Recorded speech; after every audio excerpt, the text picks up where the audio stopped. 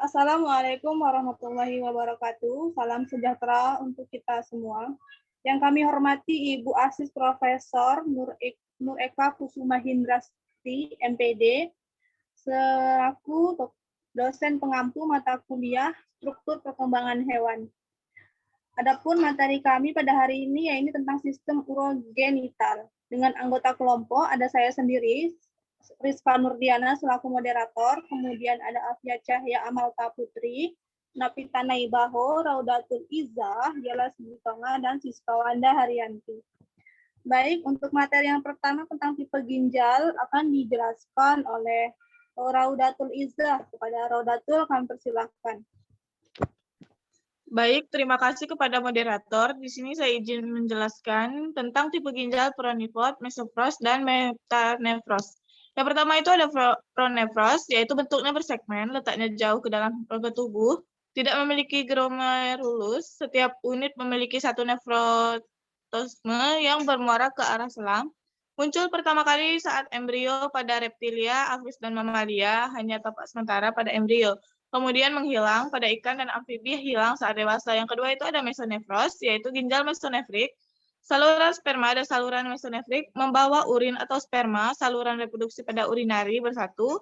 Mesonefros berkembang secara segmental dan mesofros di tengah rongga tubuh, beberapa nefrotesma bermuara ke dalam selam. Ekskresi dilakukan saat glomerulus pada ikan dan amfibi berfungsi hingga dewasa. Pada reptilia, avis, dan mamalia hanya memiliki fungsi dan selama fase embrio dan menghilang. Namun salurannya tetap ada sebagai fase difference. Selanjutnya itu ada metanefros, yaitu tidak bersegmen, tidak memiliki nefrotosme. Banyak glomerulus dimiliki dan berfungsi hingga dewasa pada reptilia, avis, dan mamalia. Baik, selanjutnya.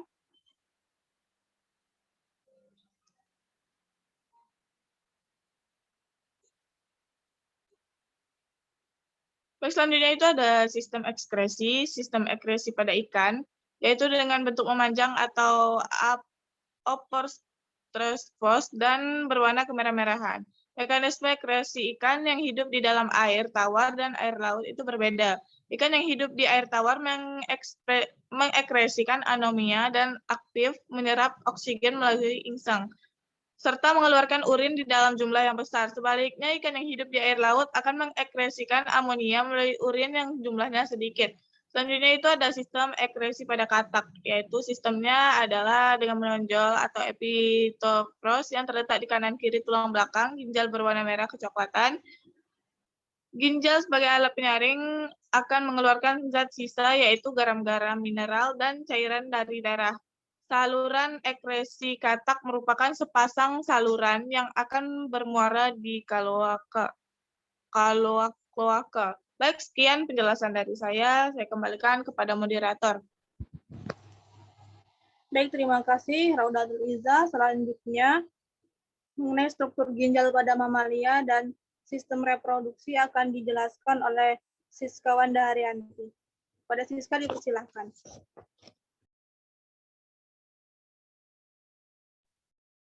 Baik, terima kasih kepada moderator. Selanjutnya, struktur ginjal pada mamalia. Memiliki sepasang ginjal yang terhubung dengan pembuluh arteri renal dan vena renal.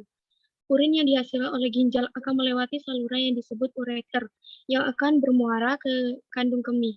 Urin dikeluarkan dari kandungan kemih melalui saluran yang berbentuk uretra. Faktor sphincter pada persambungan ureter pada persambungan ureter dan kandungan kemih akan mengontrol pengeluaran urin. Struktur ginjal mamalia memiliki 3 bagian utama, yaitu korteks di bagian luar atau kulit ginjal, medula di bagian dalam korteks, dan pelvis atau rongga ginjal.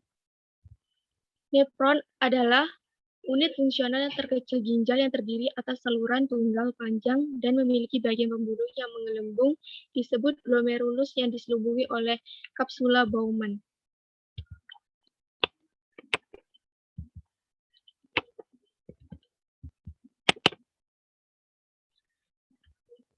Selanjutnya reproduksi pada unggas. Tugas utama hewan jantan atau pejantan secara alamiah adalah memproduksi semen atau spermatozoa, yaitu subur dan menempatkannya dalam alat kelamin betina dengan tepat. Tugas ini dilaksanakan oleh organ reproduksi primer dan sekunder. Organ reproduksi primer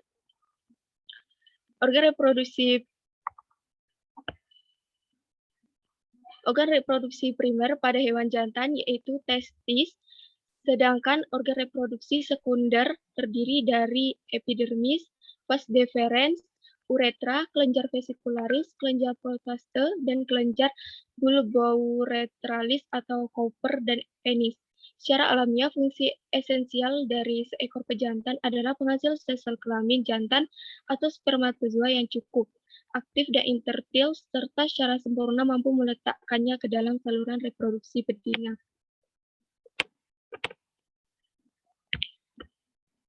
Saluran reproduksi. Yang pertama, saluran reproduksi vas deferens.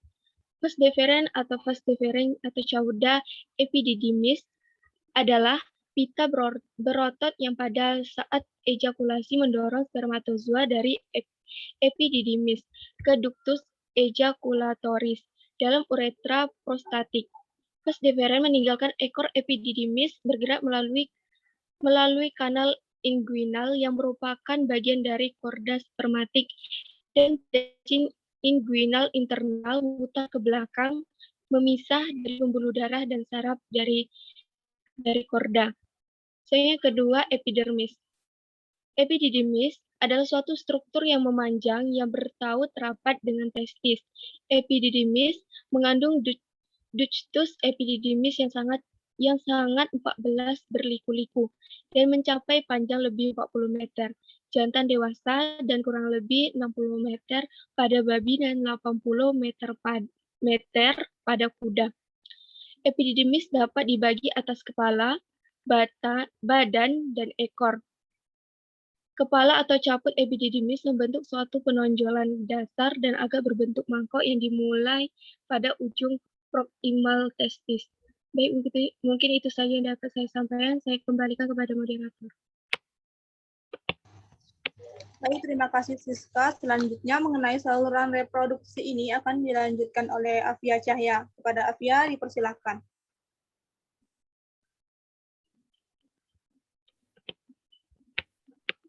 Baik, terima kasih kepada moderator. Sebelumnya saya izin off-cam karena jaringan kurang stabil. Selanjutnya saluran reproduksi yaitu prepitium. Perkembangan embrionik dari organ ini sama dengan perkembangan dari organ lainnya labia minora pada ternak 18 betina. Prepus dapat dibagi menjadi dua bagian, yaitu bagian prepenil, lipatan luar, dan bagian penil, lipatan dalam. Sekitar lubang prepus ditumbuhi oleh rambut panjang dan kasar pada saat penampungan semen. Dalam program inseminasi buatan, perlu diadakan pencukuran terhadap rambut ini untuk menjaga agar semen tidak tercemar oleh kotoran yang kemungkinan besar menempel pada rambut tersebut.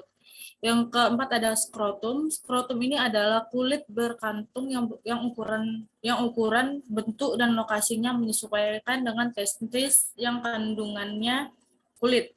Kulit skrotum adalah sangat tipis, lembut, dan relatif kurang berambut. Selapis jaringan fibrolastik dengan serabut otot polos disebut tunika dartos. Terdapat di sebelah dalam dari kulit dan pada cuaca dingin, serabut-serabut otot dari dartos tersebut berkontraksi dan membantu mempertahankan posisi terhadap dinding abdominal. Next slide.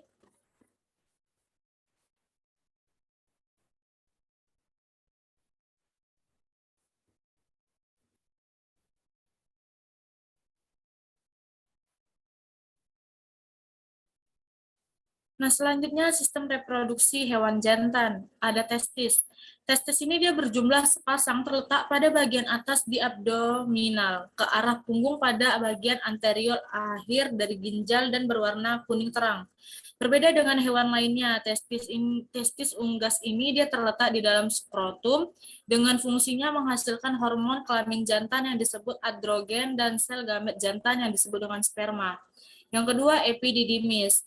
Epididymis ini berjumlah sepasang dan terletak pada bagian sebelah dorsal testis. Epididymis berfungsi sebagai jalannya cairan sperma ke arah kaudal menuju kauda epididymis.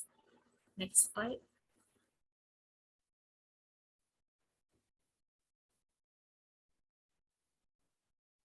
Yang ketiga ada ductus differens. Jumlahnya sepasang.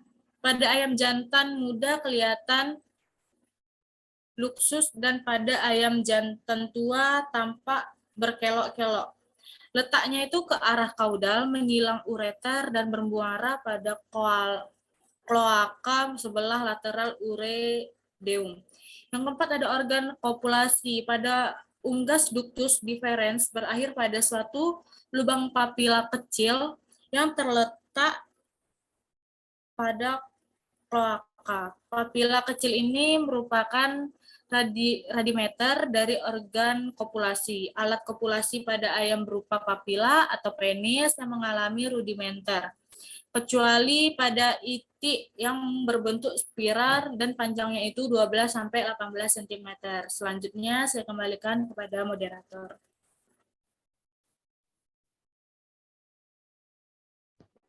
Baik, terima kasih Afia. Selanjutnya, mengenai sistem reproduksi hewan betina akan dijelaskan oleh Yela Silitonga. Kepada Yela, kami persilahkan. Baik, terima kasih kepada moderator. Baik, saya akan menjelaskan sistem reproduksi hewan betina. Yang pertama yaitu adalah ovarium. Ovarium tertinggal di dalam camfu abnominalis. Ovarium mempunyai fungsi sebagai organ ekstron yang 26 menghasilkan sel telur atau ova, yang sebagai organ endokrin yang mensekresikan hormon kelamin betina atau estrogen dan progesteron. Poliger pada ovarium mencapai kematangan melalui tingkat perkembangan yaitu poliger primer, poliger sekunder, poliger tersier, atau poliger yang sedang tumbuh, dan poliger de Krapf. Teman-teman bisa melihat gambar dari ovarium dari penjelasan di samping. Baik, selanjutnya itu adalah oviduk. Oviduk atau tuba Fallopi merupakan saluran kelamin paling anterior, kecil berliku-liku dan terasa keras seperti kawat, terutama pada pangkalnya. Oviduk terdiri atas infundibulum dengan fibriae, ampula, dan isthmus. Ujung ovidum dekat ovarium membentang, menganga, membentuk suatu struktur berupa corong atau infundibulum. Teman-teman bisa melihat gambar dari ovidum pada penjelasan itu. Baik, selanjutnya itu adalah uterus. Uterus terdiri dari corpus, dan cervix. Dari segi fisiologis, hanya dua lapisan uterus yang dikenal yaitu endometrium dan myometrium. Endometrium ini adalah suatu struktur glandular yang terdiri dari lapisan epitel yang membatasi rongga uterus, lapisan glandular, dan jaringan ikat. Baik, sekianlah penjelasan yang bisa saya sampaikan terkait sistem reproduksi hewan. Saya kembalikan kepada moderator. Baik, terima kasih Yela. Selanjutnya, mengenai tipe uterus pada hewan ini akan dijelaskan oleh Novita. Kepada Novita, kami persilahkan. Baik, terima kasih sebelumnya kepada moderator. Kita memasuki bagian dari tipe uterus pada hewan. Yang pertama ada uterus simplex. Uterus tipe simplex ini dimiliki oleh primata dan mamalia sejenis. Uterus tipe ini mempunyai cervix uteri, korpus uterinya yang jelas dan tidak memiliki cornus uteri. Yang kedua yaitu ada uterus bipartitus. Uterus tipe bipartitus ini dimiliki oleh sapi, domba, anjing, kucing, dan juga kuda. Uterus tipe ini mempunyai satu serviks, korpus uteri jelas, terutama pada kuda, mempunyai cornus uteri, dan terdapat sebuah septum pemisah kedua cornus uteri ini. Dan yang ketiga itu ada uterus bicornis. Uterus tipe Bucharnis ini dimiliki oleh babi. Korpus uterus sangat pendek, sebuah serviks dan kornua uteri panjang, serta juga berkelok-kelok. Baiklah, sekian dari saya kembalikan ke moderator. Baik, terima kasih Novita. Selanjutnya saya akan melanjutkan penjelasan tentang tipe uterus pada hewan. Yang keempat, ada uterus duplex. Uterus tipe duplex ini dimiliki oleh tikus, mencit, kelinci, dan marmut. Uterus tipe ini memiliki 2 korpus uteri dan 2 serviks. Selanjutnya yang kelima ini ada uterus delphia. Uterus tipe delphia ini dimiliki oleh hewan berkantung seperti opusum, kanguru, dan platypus. Semua saluran kelaminnya terbagi 2, yaitu 2 kornua uteri, 2 korpus uteri, 2 serviks, dan 2 vagina. Mungkin itu saja pemaparan materi kami mengenai materi kami. Apabila ada kekurangan dan kesilapan, saya mewakili teman-teman dari kelompok 5, mohon maaf yang sebesar-besarnya. Akhir kata, Assalamualaikum warahmatullahi wabarakatuh, dan salam sejahtera untuk kita semua.